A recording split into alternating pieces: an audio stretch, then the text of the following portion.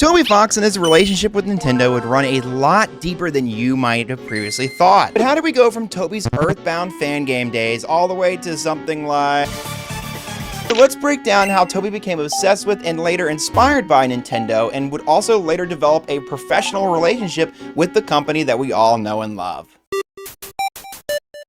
In Toby Fox's early life, he would enjoy a variety of different Nintendo games, but most importantly, above all, his favorite series was Earthbound. The three Earthbound games at the time were kind of an underground series, especially in the United States, so Toby had to go to different online forums like starman.net to seek out other fans of the series he loved so much. And during Toby's times on these forums, he would actually explore other fans' different Earthbound ROM hacks, just to get that little bit of more content out of the Earthbound games, especially since Nintendo doesn't seem like they're going to give us any content anytime soon. I mean, come on, Nintendo, how hard would it be to port these games onto the NSO? Like, could we please do this, please? But seeing and being inspired by these different ROM hacks and also having a limited knowledge in RPG Maker, Toby would then begin to dabble in his own ROM hacks for Earthbound. ROM hacks such as Arn's Winter Quest, Halloween hack, and also Underbound 2. I wonder what happened to the first Underbound, I don't know. The majority of these hacks would receive relatively positive reception amongst the people on the forums and in the different contests, and this would inspire Toby to continue game development into the foreseeable future. And in addition to the ROM hack Earthbound days, Toby would develop an affinity and professionalism for music and music composition. And in this endeavor, he would seek part-time work when he was a college student using his musical talents. And this talent would actually get him hired by Andrew Hussey, who was the creator of the infamous webcomic Homestuck, and Toby would create music composition for Andrew during this time. And during this time working with Andrew, Toby would also dabble in game development again, but this time trying to create his own original game inspired by all the different various RPGs that he's played over the years and all the Nintendo games that he loves. This game would feature Earthbound combat mechanics while being able to talk to the monsters in the game, kind of like Shin Megami Tensei, but with the main goal of the game being that you were rewarded for being a pacifist and not killing monsters. You could still play the game like a traditional RPG, but there would be grave consequences if you acted violently towards the NPCs of the world. Of course, we all know that this would later become the hit phenomenon Undertale. With this premise, Undertale's initial Kickstarter would raise 10x times the initial amount that they wanted to raise, almost $50,000. And then once Undertale launched in 2016, it would become a global phenomenon, achieving critical success and touching the lives of millions of people, including myself. So that's Toby Fox's success story, but how does that connect with Nintendo? Well, as we mentioned, Toby Fox's games obviously take a very big inspiration from the game's Earthbound, mimicking so many things such as its combat mechanics, its dialogues, and even more. But there is also an argument to be made that certain characters throughout the Undertale and Deltarune series are inspired by different Nintendo IP and characters, such as Toriel at the beginning of Undertale being a spoof of Fi from The Legend of Zelda Skyward Sword, kind of poking fun at the idea of a hand-holdy tutorial character that's found in, unfortunately, a lot of Nintendo games. This is also not mentioning the countless theories out there on the internet that talk about how Sans is actually Ness, but I think that we can all agree that with Toby Fox's pass of Earthbound, that Sans is probably inspired by Ness at the very least. And in Deltarune Chapter 3, spoilers ahead by the way, there are many levels that you play throughout the chapter that are heavily inspired by The Legend of Zelda and the Pokemon or Game Boy original games, such as these two different areas from the beginning of Chapter 3, seeming to be inspired by original Zelda overworlds.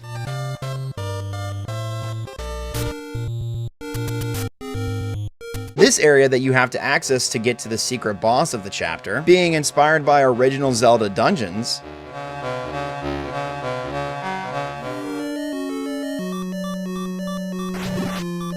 And this area where you have to get the egg, which seems to be more inspired by the Pokemon games.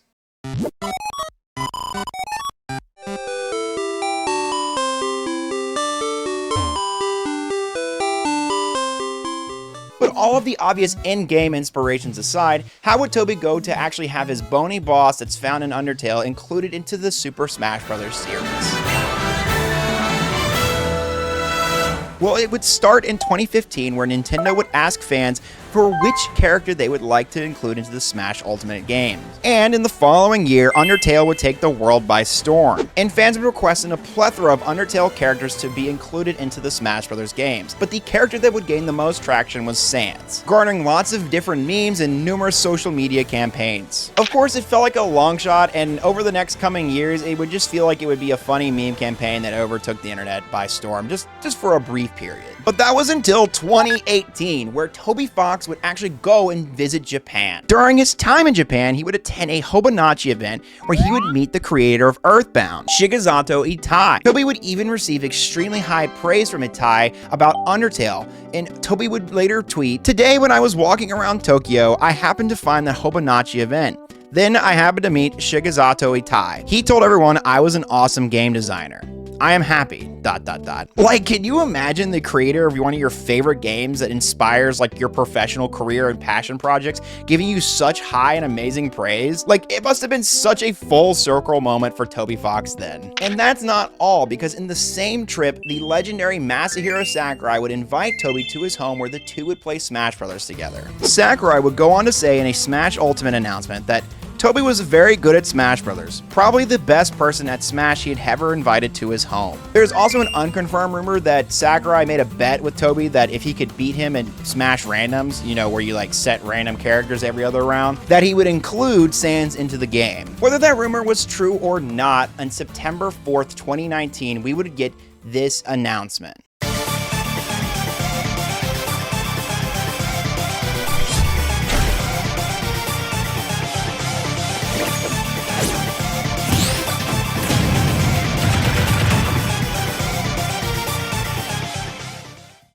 The amount of hype and just flabbergastedness at this trailer is just indescribable, and it's just one of those things that you had to be there for when it happened. While Sans was only added as a Mii Fire costume, we at least saw Undertale representation in the Super Smash Bros. Games.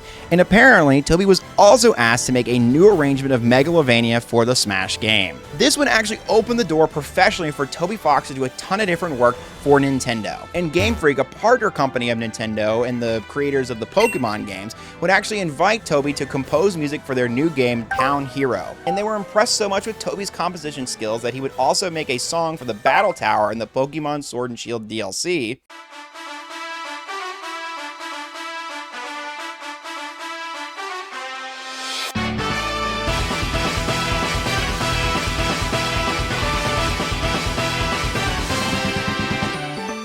And then later compose even more Pokemon music for the Pokemon Scarlet and Violet games.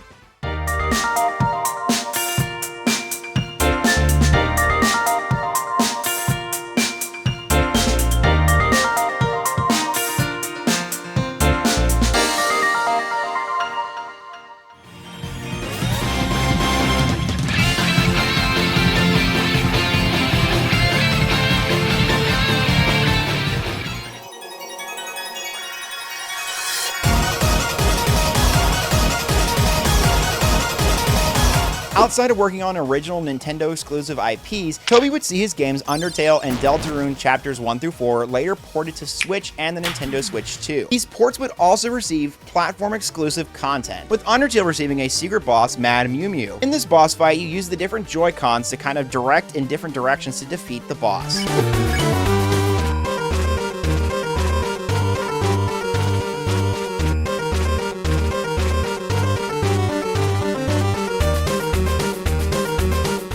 While in Deltarune Chapter 4, you don't get an exclusive boss to the game, but the way you fight it is a Switch 2 exclusive experience. You use the different mouse mechanics of the Nintendo Switch 2 to angle different projectiles and deflect things, and also just complete little minigames and tasks to defeat this boss fight.